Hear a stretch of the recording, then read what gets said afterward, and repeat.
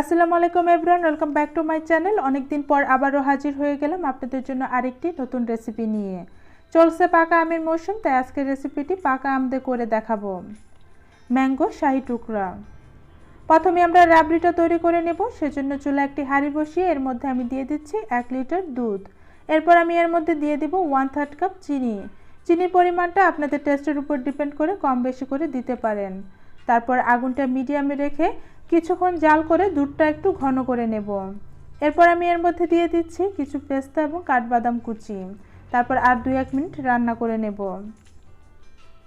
রাবড়িটা হয়ে গেছে, এখন চুলাটা বন্ধ করে এটা নামিয়ে পুরোপুরি ঠান্ডা হওয়ার জন্য এক সাইডে রেখে দিচ্ছি।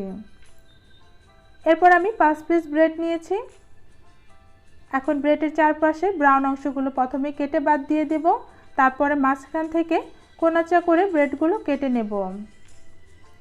এখন ব্রেডগুলো ভাজার জন্য প্রথমে চুলায় একটি প্যানে আমি 3-4 টেবিল চামচ ঘি গরম করে নিয়েছি। এরপরে ব্রেডগুলো দিয়ে দিচ্ছি। মিডিয়াম লো আছে ব্রেডগুলো গোল্ডেন ব্রাউন কালার হওয়া পর্যন্ত ভেজে নেব। এই পর্যায়ে আগুনটা খুব বেশি বাড়িয়ে দেবেন না, তাহলে ব্রেডগুলো পুড়ে যাবে।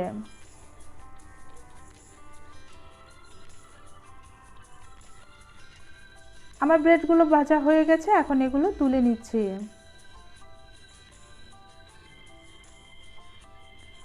এরপরে আগে যে আমরা রাবড়িটা তৈরি করে নিয়েছিলাম, এখন এটার মধ্যে দিয়ে দিচ্ছি 1/2 কাপ ম্যাঙ্গো পিউরি। তারপর খুব ভালো করে মিশিয়ে নিচ্ছি। এখন শাহি টুকরাগুলো সার্ভ করার জন্য প্রথমে একটা ডিশে ব্রেডগুলো সাজিয়ে নেব। এরপরে উপর থেকে এই রাবড়িটা দিয়ে দিচ্ছি। এরপর আমি আরও কিছু ফ্রেশ ম্যাঙ্গো কিউব দিয়ে একটু গার্নিশ করে নেব। সাথে দিয়ে দিব কিছু বাদাম কুচিও। ব্যাস তৈরি হয়ে গেল খুবই মজাদার ম্যাঙ্গো শাহি টুকরা।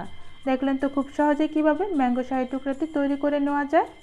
আশা করছি আজকের রেসিপিটি আপনাদের কাছে ভালো লাগবে। বাসায় তৈরি করে কমেন্টসের মাধ্যমে আমাকে অবশ্যই জানাবেন আপনাদের কাছে কেমন লেগেছে। আজ এ পর্যন্তই ছিল আমার আয়োজন।